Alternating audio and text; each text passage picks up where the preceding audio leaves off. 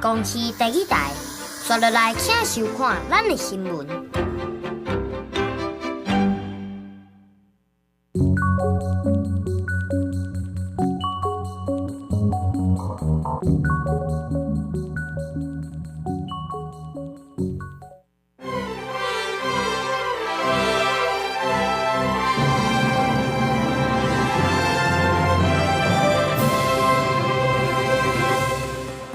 请教早，欢迎收看今仔日4月11日台记台早起新闻，我是邝兴竹。今日开始来关心台铁四四五处台东往树林的培养马，伫早暗9点外，经过和平站附近，去弄到一粒因为地动尾落落来大石头，这是造成火车第1节到第3节车厢败马，加载火车无变过，所以旅客拢平安。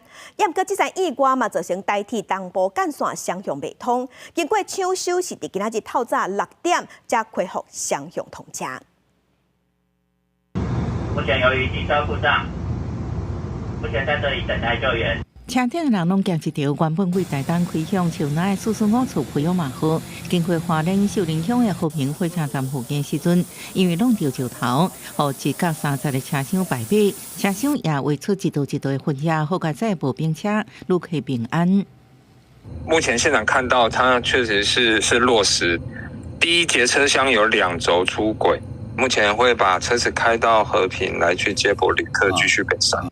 行近一个看半人悬的大石头，到环节铁轨路，事故车厝的140个乘客，差不多伫暗时10点半开始落车，挂大包小包的行李，穿过铁轨路，由台铁人引导到和平站坐专接车。要上义务感觉，然后就车子一晃，然后轰隆轰隆的往前进这样子，那大概过20-30秒刹停，然后车长就赶紧下车查看状况。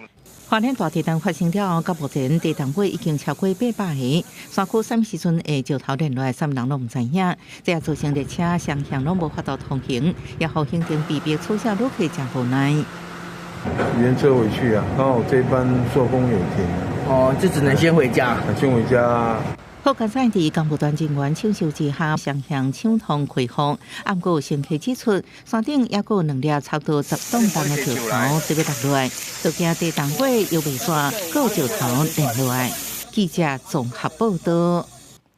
上新的消息，咱来去现场，花莲自4月13大地动了后，一直拢有地动尾，昨昏落石头，影响火车通行。虽讲即马已经抢通，也毋过火车敢有慢粉，敢有受影响。咱即马特别连线互台记记者李尚如、曾俊佑，请伊甲咱讲后续上新的情形。尚如，是主播。花莲站的无平静，代替培养马第445车厝哦，就是对台东要去到树林站的列车，差不多伫咧暗时9点10分的时阵哦，去弄到铁轨路顶悬的石头，也嘛电视讲这第1节的车厢哦，因为败马，所以冲出铁轨路。然后和平站到和仁站的路线无法度通行，代替当时联名成立应变小组去抢修，加在车顶146位旅客拢平安，无人受伤。代替表示讲哦，可能是因为花莲直直拢有地动尾，山顶的土瓦山石未稳，所以才会造成昨昏的事故。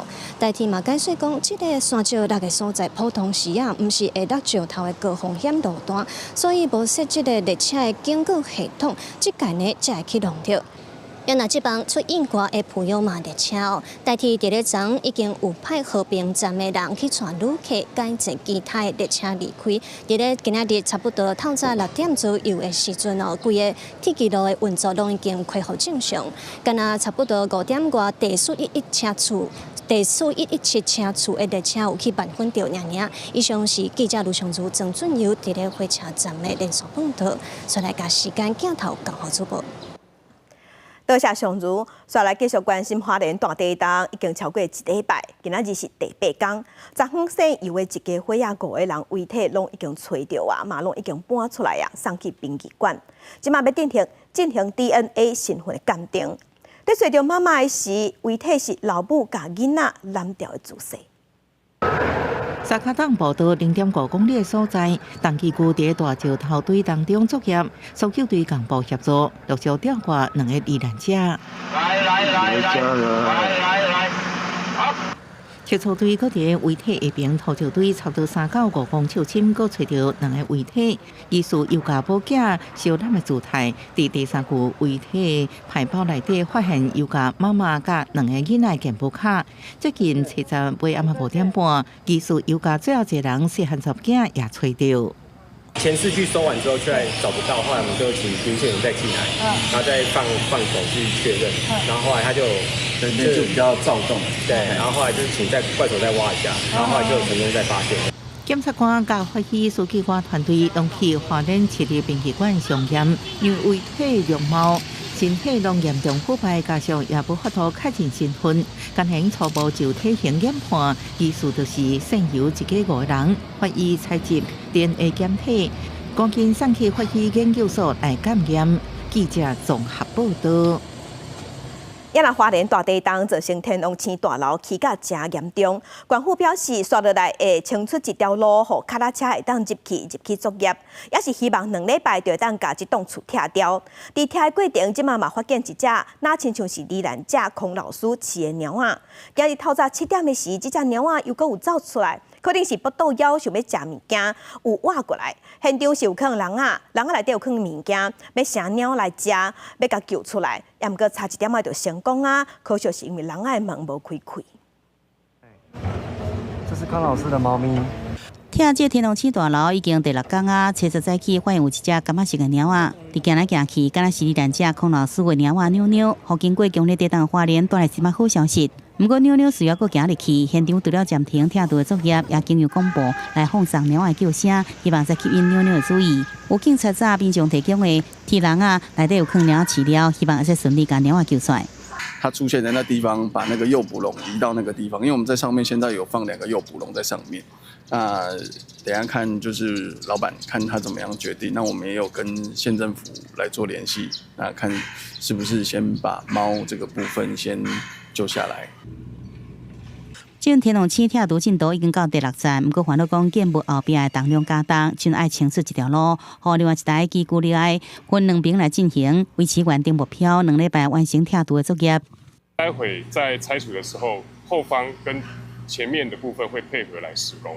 拆卸的过程就碰到一些种种因素那像昨天这个救援这个猫的部分也是，预计我们还是希望厂商能够在2周之内拆完。菲律宾办事处人员早起也到现场注意关心拆除的情形，也那楼尾顶要5只鸡，关注拆除作业也尽量闪开，要热心民众叫外送买青菜，希望在空投来饲鸡。我说整个砖掉出来。大楼的住户今日厝内底现场是拢东倒西歪，这几天转来搬物件。位于花莲中和街一个社区大楼拄到强烈地震，大牛拢断去，壁壁甲真严重，铁基拢现出来。敢是去翕到地震当时，规栋大楼一直切一直害，住户要走出来，差点就互泰路甲石头攻着。地震了后，社区被打到红单轨楼，住户转手撤离。已经也贴红单了，是完全没有办法住在里面。这几天就陆陆续续回来拿东西。对啊，把重要的东西能变卖现金的都先变卖现金，因为现在是真的是很急需要的就是现金。先鉴定，看到底是要拆还是重建还是补强。未来心数继续大，也等待官府评估大楼补强的可行性。另外，北平街一栋红单的柜楼，车到动工拆除，无到1天就暂停，烦恼经袂调，规个拢落来。官府决定先强化安全的计划才复工。记者综合报道。也若经济统计，目前地震的募款已经要到5亿。当地重要的产业做代替就业业者，因初步估计讲，因的损失超过10亿。经济部伫昨昏有招业者开座谈会，强调政府会补贴，会比照抗日抗日大地震的模式来补助。天佑地震就在是海甲拢倒去，敢是记的画面看几摆，业者的心就痛几摆。因为大地震就在加工品，即马变做龟头壳的脆片。花莲各地就在场灾情拢真大，损失上惨重的有8成这么多。预估损失大概4、5千万这样子，那总共有600多吊的石头损伤。对当地生产上济的代理酒，各国外引进的原材料，无一个是免会过地震。花莲3大就在加工区拢业者受到影响，整体产业的损失初估是超过10亿。毋若是延前出货，清理复原，阁要开2个月的时间。清理的费用，我们大概就比较02、06的模式，但是因为薪资上涨，还有原物料上涨，所以我们这一部分也会做适当的调整。面对产业的灾情，经济部车闸是找业者来座谈。先头讲清运这破损的石材，会当用花东基金来协助。虽然讲比较2018年的0206大地动模式，但是补贴的金额会更较悬。相关纾困方案今嘛等中央来公布。另外嘛，希望政府来斗相共的，还有花莲秀林的文丹村。镂空的哈。这厝的下骹是无物件来记载，一寡地基拢无去啊。空中的角度对下骹看，规大面积崩山。正我木龟溪文丹村厝是起伫山脚边，7.2级的地动了后，10几户的徛起变甲真危险。大地动毋那甲厝是震甲密密麻麻嘛，造成真侪人死亡。高速办公室心内是真悲痛。死者是即摆地动伫苏花公路过往的姓吴的连接车的司机，规家伙仔拢靠伊咧趁钱，但是伊互摔落来的石头牵着死亡，厝内的生活嘛出现困难。他都会打电话跟妈妈报平安啊，有时候我妈也会打电话问他人在哪里，工作开车小心，因为他知道他开大车啊，他发生这种事，我们觉得应该不可能。看到照片就。大地动互花莲受重创，不管是大还是经济拢出问题，一直到初9上尾，中央统计善款是已经目标要5亿，即马脚步嘛要催较紧的，紧来投入灾后的重建。记者综合报道。世界乡亲咱同齐来关心天气。今仔日东北季风继续减弱，所以各地温度会回升，北台湾回温会感觉较明显。咱同齐来看温度。今日北部、中南部高温有28度至31度，伫东部高温嘛有26度至28度。不过各地早暗的温差会较大。落雨这部分，今仔日敢若东部、东南部有短暂阵雨，其他所在今仔日拢是多云到好天。东北部、西部山区过昼了后有局部短暂阵雨。另外，今仔日是透东风，东部空气品质真好。也若伫闪方面的中南部甲金门空气品质就较歹啊，是感觉式的提醒。所以气管无好的人出门建议爱挂喙安。镜头来高雄，高雄大树玉荷包的玉荷包奶鸡产量是全国第一。今年虽然有6-7成拢有开花，也毋过3月底开始，咱天气就那么寒、那么热，奶鸡是拢落了，只剩2-3成，损失真严重。昨昏中央农粮署地方的农业局有同齐去会勘，看要安怎补助。来到大树奶金园，规片树丛拢无结果子，农民是哪讲哪心酸。原底今年奶金丛开花够6成，想袂到为3月底开始，气候无稳定，透早下暗的温度相差超过10度，佮加上透南风，奶鸡钓果率剩2-3成。农民怨叹，今年奶鸡的产量是上歹一年，心血拢乌有去啊。今年的气温特别高，落差温差落差也很大啊，所以个幼果群就没有办法承受。以前是补助1万啦，上个讲偌济，上个是会当去提高啦。若要算阮的成本是爱投2万啦。高雄大树区种的玉荷包产量甲种植面积是全国第一。农会总干事表示讲，今年中南部奶鸡拢落了啊，剩大树区阁有条果。初10透早，农业局邀集农粮署等相关单位到农地会勘。农民表示，伫奶鸡生长的过程阁有闭气的状况，产量会阁减少。毋望1分地上无爱补助2万，才有够成本。如果若确实真正有达到迄个栽损的这个标准当然。咱经过专家的这讨论了后时，那么会当来甲农民做一个栽损的这补助。今年奶鸡钓果率较歹，产期嘛延后1礼拜。按算今年奶鸡价小会起到1斤可能要80-90块。初10的会勘状况，农业局会甲结果交予农业部，由中央来公告，看敢有符合天然灾害补助的标准，核定补助的金额是偌济。记者钟义辉、邱兆勇高雄报道。所以，咱来看今仔日报纸的重点。咱先来看自由时报，财政部公布3月份出口金额超过418亿美金，年增率是18.9%，连续5个月正成长。今年第一季出口金额1103亿美金，嘛创下同期第2高的纪录。来看联合报，教育部伫进前有公告讲，准公立幼稚园。准公共化幼稚园第3期合作的要件是要求对今年8月份开始，老师学生的比例爱达到1:12，也毋过即马煞要延到明年才要开始要求。若教保人员不当管教，退场的机制嘛摆拄在外，这拢互批评讲政府无照品照行。若教育部是表示讲不当管教的这部分的2地建议要加严，按算伫4月底时会对外公布细节。来关心《中国时报》，总书是新增烘焙店，也有淡水站的淡水站整店，10天来传出有4件，有11个民众，那亲像是食煞了后排腹肚、食物中毒。新北市的卫生局即马要求这2间分店暂时停业，业者嘛发出声明，强调讲会全力配合调查。若新北市政府嘛宣布要全面加严稽查这间餐厅所有伫新北市的分店。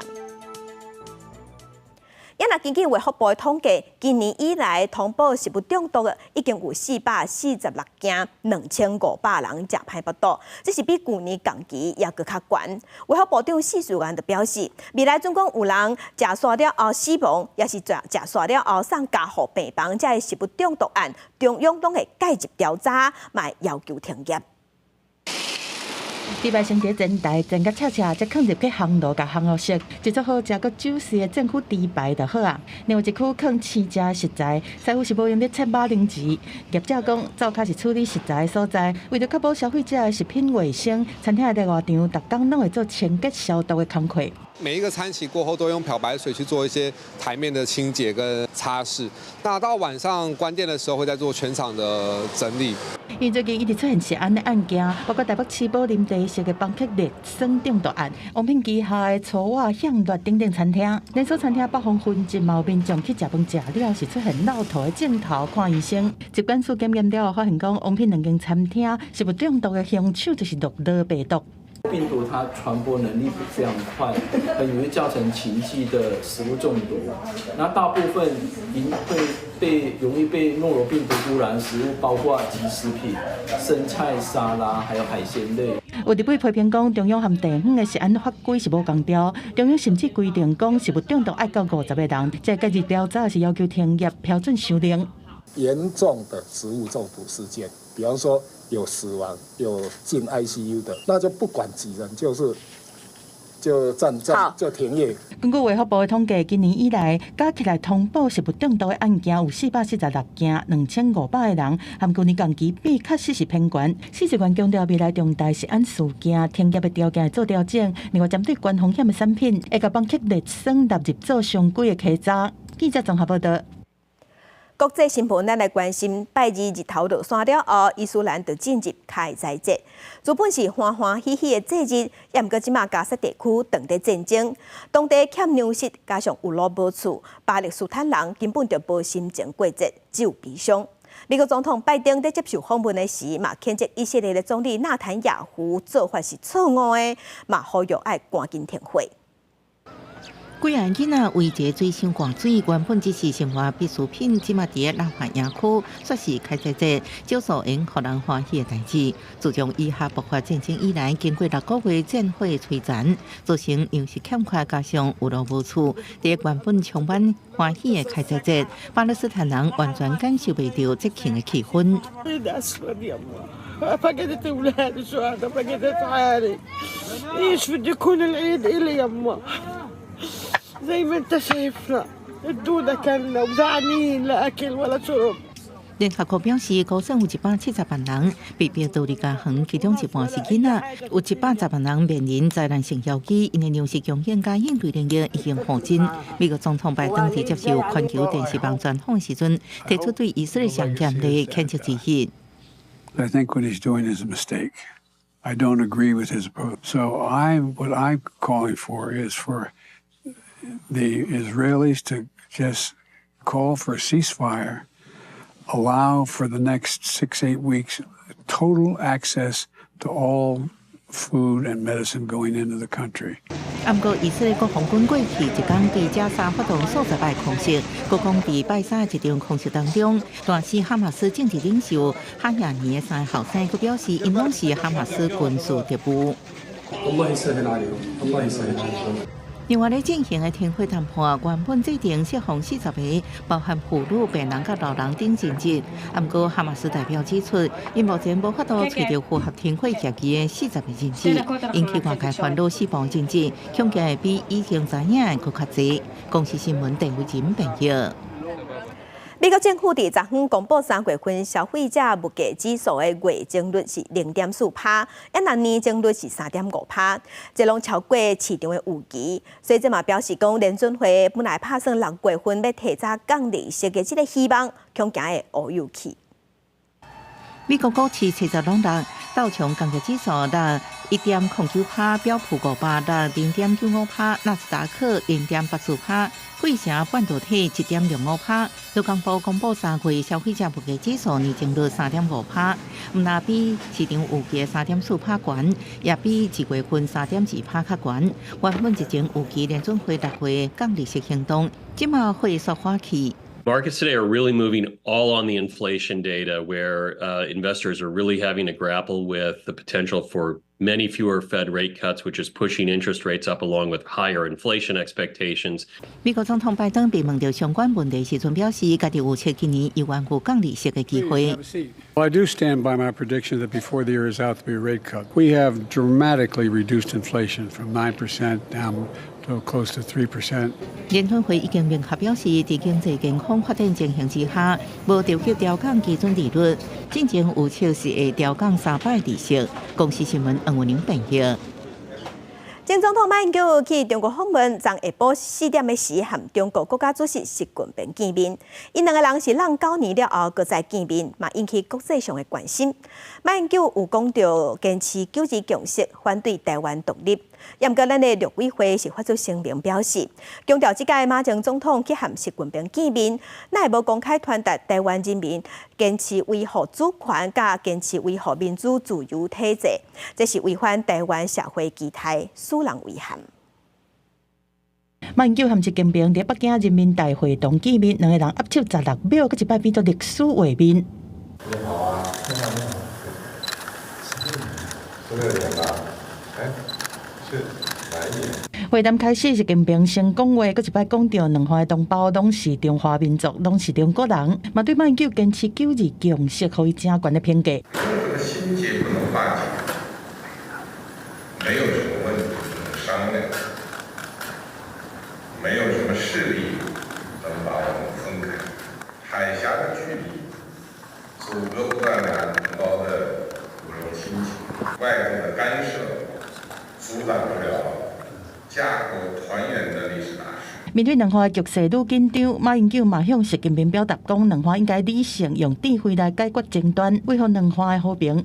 两岸的中国人绝对有足够的智慧，和平处理两岸争端，避免走向中华民国、中华民族过去经历了100年屈辱，最近30年，在两岸中国人努力之下，一步一步迈向共同振兴中华之路。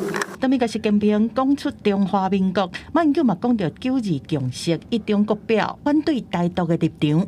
未来两岸应该以确保人民福祉为最大目标，坚持九二共识，反对台独，求同存异，搁置争议，共好双赢，共同追求和平发展。这场会面是安排在北京人民大会堂的东大厅举行，开放消防电视了后，随着关门会谈。在公开的谈话内面，习近平叫马英九先生，马英九叫习近平总书记。因为马英九是习近平开始国家主席第3任期以来第一个正式会见的台湾政坛的代表人物。因为准总统赖清德特别在5月20来就职，加上美日峰会是同一天来举行，台美日中的关系是真敏感。陆委会对第2摆的马习会，真正要表达希望马英九嘛是要维护国家的主权和尊严。记者综合报道。今日国际上还有啥物大代志？甲乡亲咱做伙来看世界。日本首相菅田文雄访问华府，目的是要加强美国、日本防卫关系，做伙对抗中国。美国总统拜登是表示，美国、日本、澳洲嘛会头改建立联合飞弹甲防卫网络，未来嘛会有2个日本的太空人参加美国的太空任务。继续来看，除了美国、日本、澳洲的防卫网络以外，英国今嘛宣布，自2025年开始，要和美国、日本建立印太地区常态化的3边联合军演。英国的国防部是表示，目的是希望要促进区域安全，来发展因3个国家共同行动的能力。继续关心，南韩昨昏举办4年一届的国会选举，选出300个国会议员。到台湾时间今日透早6点，各党已经开出99派选票。上大在野党共同民主党摕到压倒性的胜利。新一届的国会会继续维持执政党较小、在野党较大的局面。今头转咱国来关心未来总统赖清德，伊伫昨昏嘛公布内阁的名单，行政院长是前民进党的主席杜英泰，也那副院长是前文化部长陈丽君。赖清德强调讲，未来的新的政府团队会是一个 AI 行动内阁，会先解决朝野有共识的议题。也杜英泰嘛表示，新的团队未来会用诚意来沟通，嘛会以人民做优先。我力抗新内阁，前总统赖清德正式宣布，由前民进党主席杜英泰担任新任的行政院长，被听取民意，回应民众的期待。秉持行动和创新的精神，能够形成行动创新 AI 内阁，听取民意，解决民梦，回应人民的期待。杜英泰伊的副院党资料真丰富，在大选期间担任赖团队的总督导，也捌伫咧赖清德担任行政院长时阵做秘书长，正得到伊的信任。伊那副行政院长是陈丽君，伊捌做过文化部长，大选期间是各政各部团的召集人，对政治环境正熟。秘书长是由财经专业国发会主委方明兴接任，前台中市议员陈世凯将会担任发言人。我们会坚持继续的打击黑金枪赌诈这5项，诚意沟通，人民优先，这个理念跟做法，就是未来新团队最中心的思想。卓院长说你参与政策的规划，如果能够一起来落实我想会是一件很有意义的事情。我想他也打动我爱好自由的这个个性啊。我还有3个孩子在台中，当然这是我比较辛苦的部分，所以有跟太太讨论了一下。那卓院长也非常的体谅了哈。伫国部会首长也传出，国防部长将会由国安会主委郭立雄接，内政部长是前立委老世芳出任。交通部长由行政院秘书长李明安转任，海委会主委管碧玲留任，但是相关人士是也未公布。杜英泰表示已经启动定顺作业，因那维护部长加社会部长是不是留任，也引起大家注意。我不知道我现在一无所知。我的去留，那之前已经讲过了，是由长官决定。那目前还没有收到长官的决定赖清德也即便所有新的内阁，要优先解决对国家有好处，而且朝野有共识的议题。若是无好处又有意见分歧的议题，应该先放下。对也未得到共识的重大议题，应该建立平台，听顺民众的意见，追求社会上大的共识。记者综合报道。继续关心咱的国军队，初八开始连续几日天伫屏东东南区进行新疆雷霆等操演。就算天气无啥好，严格操演也是继续进行，嘛声真侪军事迷去现场。飞弹向空中射击，现场真侪人咧翕，记录精彩画面。国军初八开始连续几日天，伫屏东东南区做新疆甲雷霆等等的操演，是声真侪军事迷去现场。这个操演会验证各种精准弹药射击效果。新疆操演伫初10早起8点45左右，成功射击7架防空飞弹，现场是真壮观。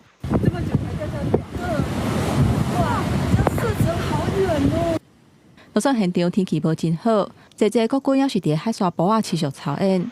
国军表示，初10射击的飞弹拢是7架防空飞弹。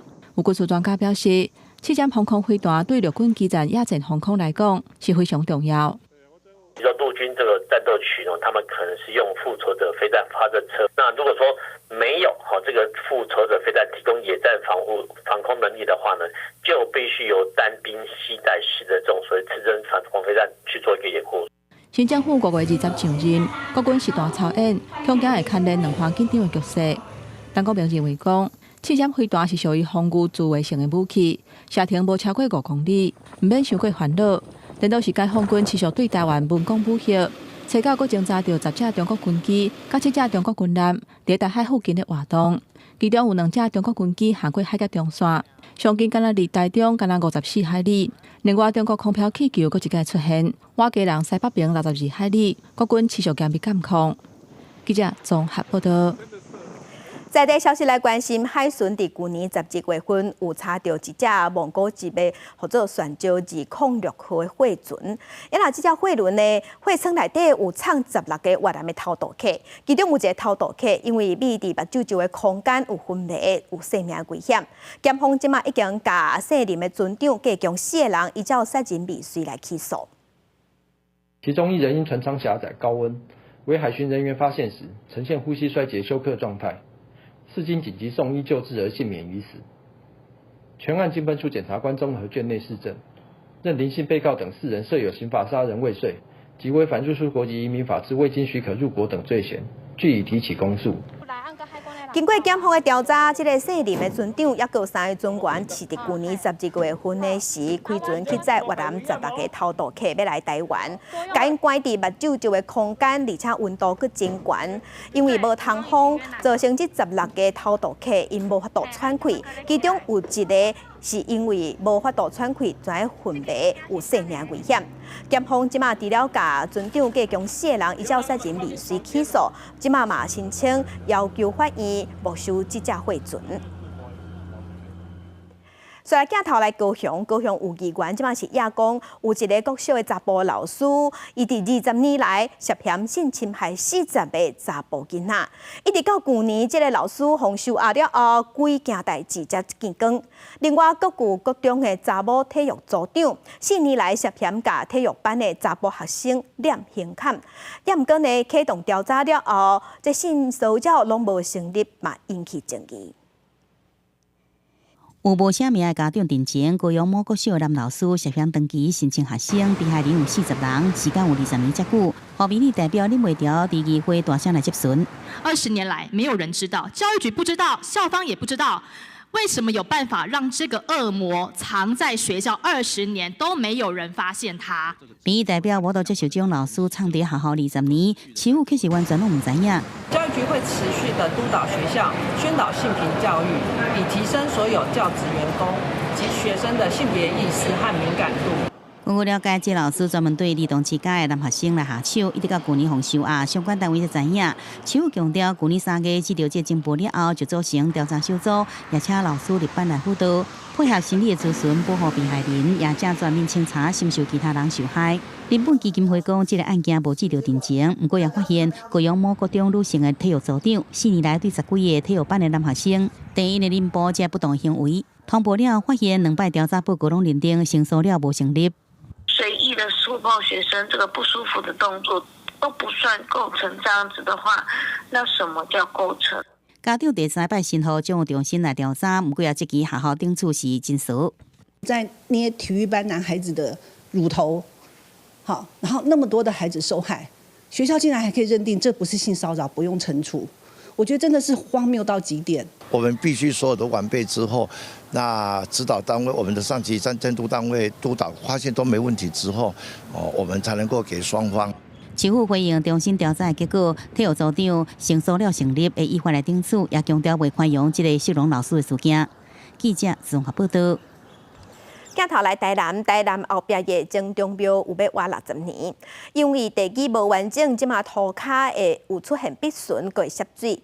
管委会为着考虑安全，即马拍算要重启，毋过地方有无共款的意见，因为民众惊讲安尼做会破坏文物，所以文资处是表示讲，最近会派人去鉴定甲会勘。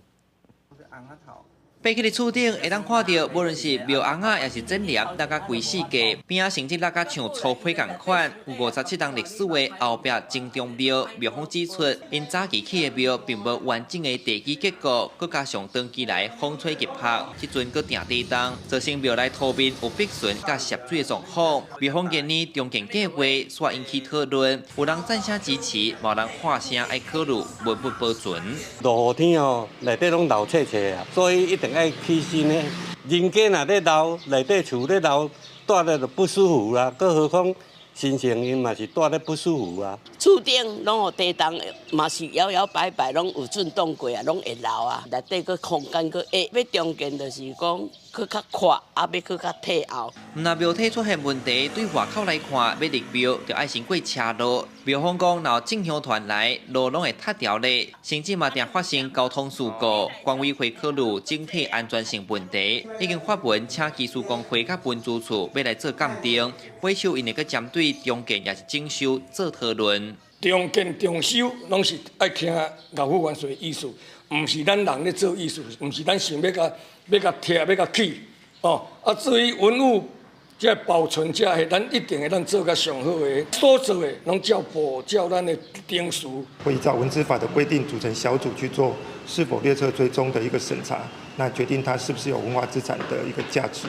那会把这样的一个意见填给庙方来做后续维护的参考。其实规间正中庙也那亲像一间博物馆，内底有真侪珍贵文物，侪人关心，若真正重建，则要安怎处理？庙方回应，爱鉴定了后，才会做后续的拍摄。不过因保证一定会把文物保存好势。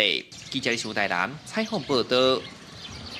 花莲大地震了后，第一时间真侪所在通讯拢受影响，所以部嘛伫第一时间就出动应变网络行动车，嘛头家使用低轨道的卫星来协助灾区恢复通讯。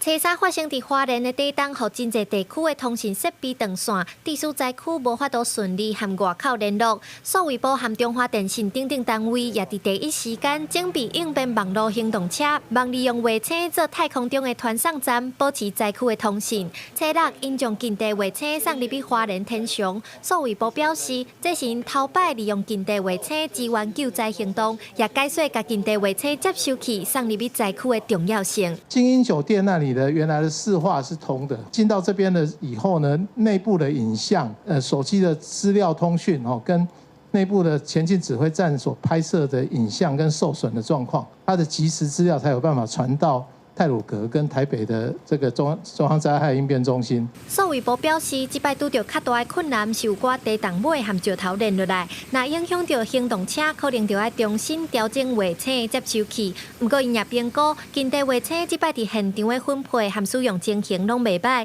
甚至使用的范围比原地设想的搁较宽。有一部机器提供20名搜救人员，然后另外一部机器提供319名旅客跟精英酒店的30几名的职员使用。它的下行频宽其实是还蛮高的。我们本来在测试的时候，OneWeb 那边告诉我们的覆盖范围其实并没有完全涵盖这个灾区，所以可以说是优于预期的。针对将卫星用伫救灾顶面，数位部表示，未来会加强和消防署沟通，互救灾过程愈来愈顺利。因也补充，即马台湾使用的近地卫星尾端接收设备是国外的，望明年会当成立尾端设备验测中心。若有台湾厂商制作的接收设备通过测验，未来就会当提供更较侪机会，予台湾的厂商。记者刘新武、谢桂林台北报道。伊若地动煞真侪所在拢传出建筑物受损害情形，也毋过若是要渡境，敢有遐简单？以台北市建管处统计资料来看，台北市有核准920件危险老建筑渡境案，也毋过内底有96件拢红讲是失效的案件。大部分的原因拢是因为开发的面积无够150平伤细，其中以中山区占上侪有17件。车山花莲的地震，互各界各一个关注旧厝危楼重建的议题。台北市长蒋万安对日来表态。台北爱进入大渡境的时代，不过有不动产顾问公司发现讲，台北开始出现小型基地围绕建筑起建的情形。有影较问遐，有像遮厝哦，拢50、50年啊，讲要拄根嘛无拄根啊。真侪厝来讲，我讲袂成，话因仔转落嘛是佫无。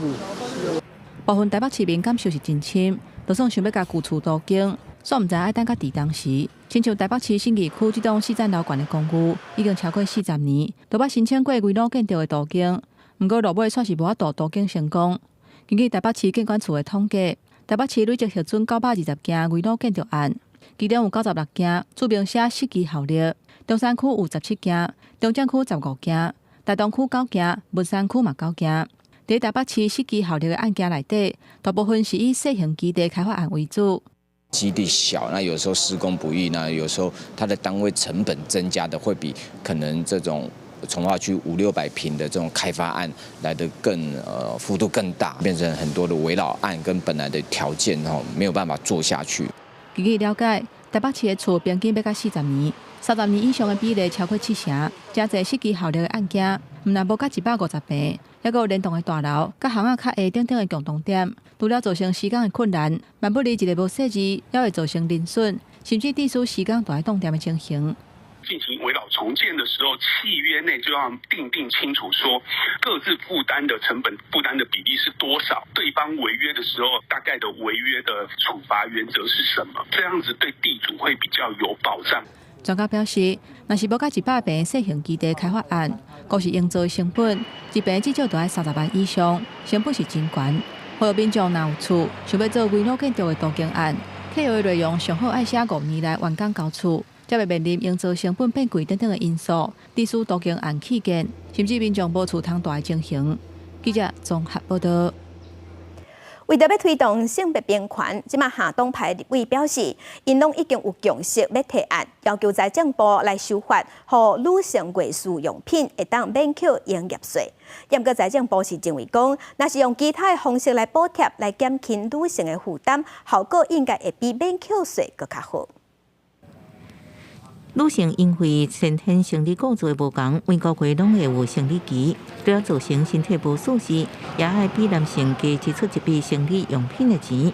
这期跨党派立委甲民间团体共同开记者会，继续推动卫经平权的运动。一位女性啊，那个平均1年就要花费这3000多块钱的用于这整个生理用品上，你把它算到终其一生啊，那算起来不小的花费啊。根据内政部统计，台湾女性一世人平均爱开新台票10万来买生理用品，其实对真侪人来讲是袂少的负担。黄珊珊认为，台湾女性薪水只是男性的84%，每个月也有生理用品的财务负担。即马全世界拢未少国家针对生理用品免税减税。第三党拢有共识之下，已经订定女性生理用品免扣营业税，希望台湾爱赶紧对着国际脚步。它不是女性可以选择，而是它是先天被迫，而她必须承受的这项的东西。我们的营业税是属于内含在售价里面，如果我们免征了这个营业税，那它没有是不是能够如实反映在这个用品的一个售价上？如果没有实质反映的话，那实质上是等于政府的税收去补贴厂商。曾翠云表示，减轻女性朋友在这方面的负担，其实有真侪方式。比如讲，用对外关或者是免费提供这其他的一寡补贴方式，可能更较有效。会进一步探讨研究，提出一套较好的可行性的方式，让各界应接受。记者综合报道。高雄使用台语的人口要120万人，是全国唯一使用台语有上100万人的城市。目前高雄市政府打算要伫路德设全国头一间台语小学，嘛按算讲对可能上紧伫明年会当挂牌。这个消息一出来了后，是引起母语家庭的讨论。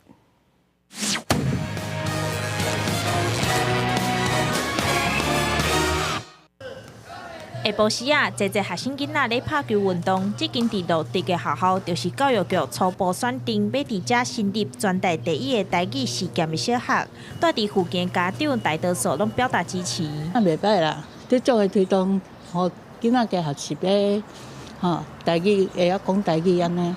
像阮有时拢用台语甲囡仔耍一寡好耍的游戏啊。这间学校目前学生拢总有60多位，社会居民表示讲，这个囡仔拢是甲阿公阿嬷带做伙，自然会晓讲台语。即马新立台语实验小学消息传出来，已经有母语家庭的家长准备要甲囡仔送来遮读册。甚至讲嘛有北部的台语家庭，你讲啊，做嫌嫌咱高雄人，就是恁高雄人总算会当有台语家庭嘛？讲到底伫倒位，紧甲我讲，我明年也是啥物时阵，就是拍算要全家伙，就是规家伙，就是迁来高雄。未来台语实验小学所有课程拢用台语来上课，就有家长的烦恼，譬如讲数学、自然课用台语敢会教袂好势。台语老师认为讲，若是拄到专有的名词，会当用华语来解说，主要爱营造全台语的环境，互学生开喙讲台语。课程内底会当讲台语，其实伊嘛是有专有名词的部分，咱会当用华语来讲，安尼其实无大会影响到学生去学习这专业科目的这种专业知识。教育局表示，本土教育委员会找真侪间的学校评估，才选定落地的这间学校。不过，也是要等到学校校务会议通过，才对外来公布。按说明年高雄台语实验的学校就会当正式开课。记者张友辉、邱昭勇高雄报道。地方放送头来去大稻埕，台北大稻埕风叫做戏曲，当年拢会举办戏村大稻埕的活动。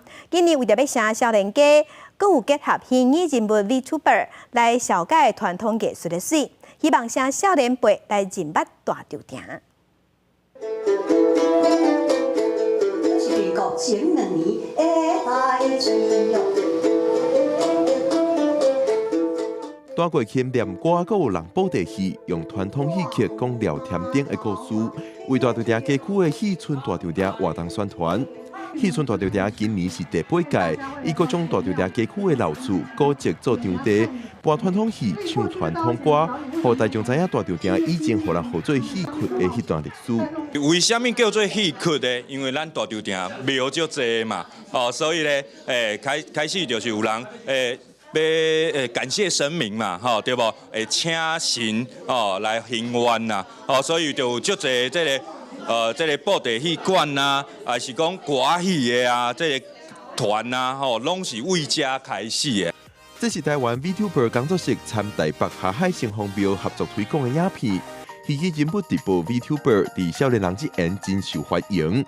今年戏村大稻埕也参台湾 VTuber 工作室合作，用线顶 VTuber 直播小解大稻埕，希望请少年人实际到大稻埕行搭。其实我们很爱去结合在地的创生，以及在地的就是振兴。那我们陆续也去跟了像是金门、屏东的当地的观光来去做结合。那我们这一次来讲的话，我们会去结合就是在地的导览，带着观众透过直播的方式，相关的展演的呈现。传统戏剧较无受少年辈的关注，老街区的历史也需要继续传传。大稻埕在地文化团体想办法把传统元素结合少年人等咧关注的新兴话题，就是希望台湾在地文化会当一代传一代。记者林玉凯台北报道。新竹市的环保局即马有开一间柑仔店，因是招志工来遮替你免费修理物件，包括讲替你补衫裤、修理家电、修理用品，也是修理铁马，因拢会晓，拢有专业的，而且全部拢免费。希望透过这款鼓励资源循环再利用，呼吁大家爱惜宝。透过幼路的手工，民众厝内原地已经伫要歹去的家具，即马可以当继续使用。另外一边，阁有家电志工，当咧帮民众修理电器用品，唔但技术好，而且修理拢免钱。希望可以让民众就是珍惜一些就是物品，但是我们这个零件是要自己去准备的。新竹市环保局在将军村成立修复柑仔店，透过志工的参与，免费帮民众修理厝内，无论是家具、电器用品，也是补破去的衫裤。甚至连铁马嘛拢会来修理。我们建议就是，如果它断裂的话，东西不要丢，就保留下来。然后或者是做起来有摇晃的话，也可以拿过来整理。那衣服的话，建议就是扣子或是拉链坏掉的话，都可以去做整理。尽量能够以维修来代替购买哦，尽量减少购买新品啊，来使用我们已经在使用的一个物品啊。新竹市环保局表示，未来民众有需要，会使提早去注文。每个月最后一个礼拜假日，拢会当摕去现场免费修理，康不过希望透过修复干妈店来推广循环再利用、智慧学习小宝的重要性。记者杜君豪新竹报道。渐冻人协会和实践大学因即马有合作推出一本绘本，用咸做主题，希望家长和囡仔在读绘本的时，会当对渐冻症这个病症有搁较侪认识，嘛去了解生命价值。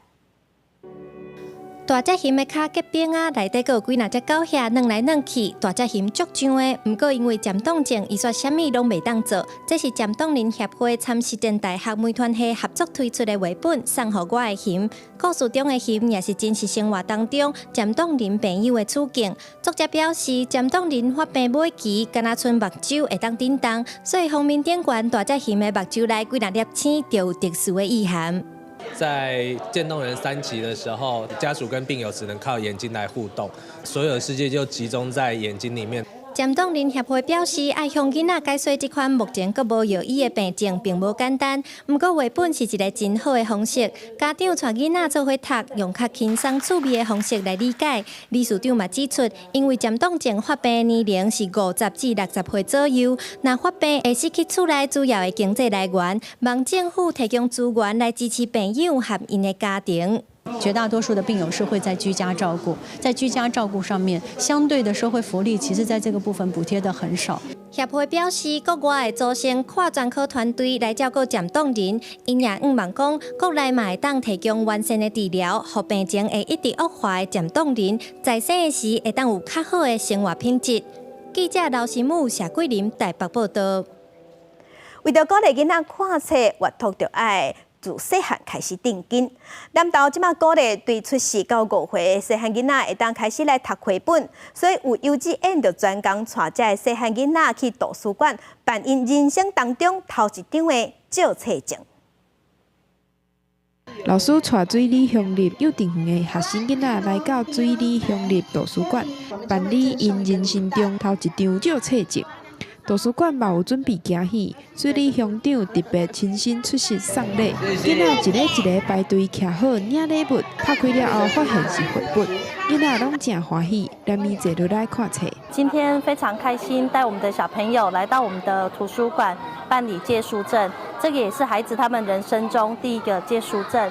阅读可以培养一个人的性情，还有一个脾气，还有一个习惯，能够从小来培养的话，我相信他长大之后出社会，一定会对我们社会有所帮助。能够多多来阅读。水里图书馆还有举办袂少活动，请侪无共绘本的作者来讲故事，嘛鼓励家长做伙参与，增加亲子感情，嘛，互囡仔喜意看册。希望大朋友、小朋友拢通接纳图书馆。那我们也希望这样子抛砖引玉，让小朋友越来越喜欢看书。以后我们水里图书馆也欢迎我们乡内的大朋友、小朋友都可以利用假日还是平常日都来我们这里环境优美的图书馆。为着要互阅读自囡仔细汉开始定根，南投县内15个乡镇的公共图书馆拢有办借册证送好礼的活动。希望图书馆变做一个陪伴囡仔大汉的所在，嘛培养囡仔阅读的兴趣甲惯习。记者综合报道。再去看世界，来看这个世界真有爱。希腊有一个93岁老阿嬷，伊逐工拢会车碰洗，伊是车暗巾，送互难民，送互囡仔。那囡仔诶，就会画图，甲伊写多谢。伊讲这个图就是伊继续做落去上大的动力。另外，伫奥地利是有一个人，伊继承新台票差不多超过8亿的遗产。伊是一个社运人士，伊即摆是招50个人到店来想看卖，看讲这条钱要安怎用上有价值。93岁宋卡伫伊希腊首都雅典的小公寓内底，真有粒赤含金。伊讲，这色彩鲜艳含金，拢是要互乌克兰、波斯尼亚、甲赫塞哥维那，抑个希腊难民仔囡仔。伊查甫仔高算为90年代开始到即马，已经赤3000多条。I cara pomodina sta pudino, da mirazo che cherume, che cate faraftiano alla na dosso a lu, lebles para gerno maglia 买到啥去？叶查某囝讲，就算妈妈即摆目睭愈来愈歹，搁三切神经疼的症状，毋过因斗阵收到四大甲国外难民囡仔寄来感谢卡片甲画图的时阵，是真感动。Ο σκοπός ήταν αυτά να μοιραστούν. Δηλαδή το γεγονός ότι βρίσκαμε και τα δίναμε, αυτό έδινε και δύναμη στη μαμά. 伫奥地利要写文人书，希望熟悉声音，互人听到。31岁恩格尔霍恩是化工大公司巴斯夫集团创办人后代。最近伊继承2500欧元，差不多代表8.5亿的遗产。伊召集由50人组成国民委员会，为1到3工剩这的钱要安怎用？佮期待进一步带动税收制度变革，推广好家人扣税政策。Teil der Bevölkerung schlecht geht, damit es mir gut geht, weil das darf man nicht vergessen. Verteilung funktioniert so, dass wenn es extremen Reichtum auf der einen Seite gibt, gibt es auf der anderen Seite extreme Armut. Das heißt, der extreme Reichtum der wenigen geschieht auf Kosten der Armut und des Prekariats von unsäglich vielen Menschen. In Österreich ganz, ganz eklatant. Das reichste Prozent hat Eigentum an fast 50% des Vermögens. Und die ärmere Hälfte der Bevölkerung teilt sich keine 3% des Vermögens.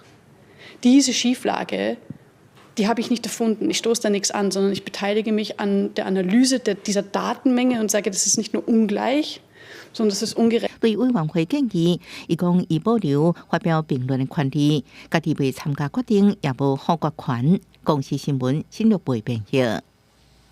天气报道在来关心各地头的温度。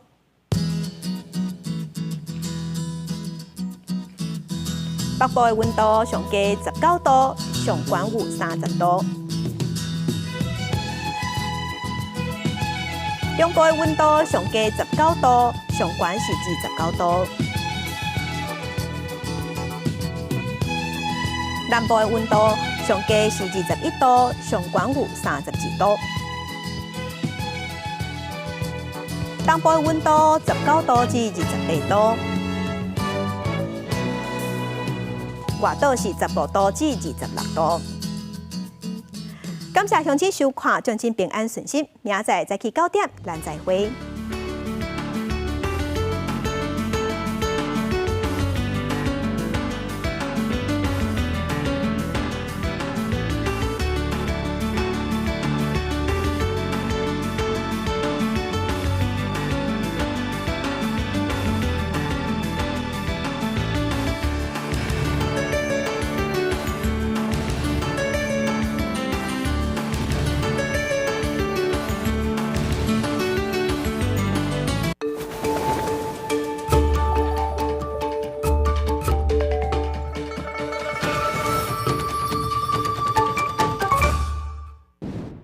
拉板可以拉了。你现在曾经消费车赶快足处理足刺激，对种过半百的人来讲是真正袂歹。根据国内市场调查，总世代伫休闲娱乐的开销已经提升到36%。有业者上阵，总世代有钱，搁巧智慧，对食食和娱乐拢重视。这礼拜六新闻看南方来看，银发市场介绍全球经济。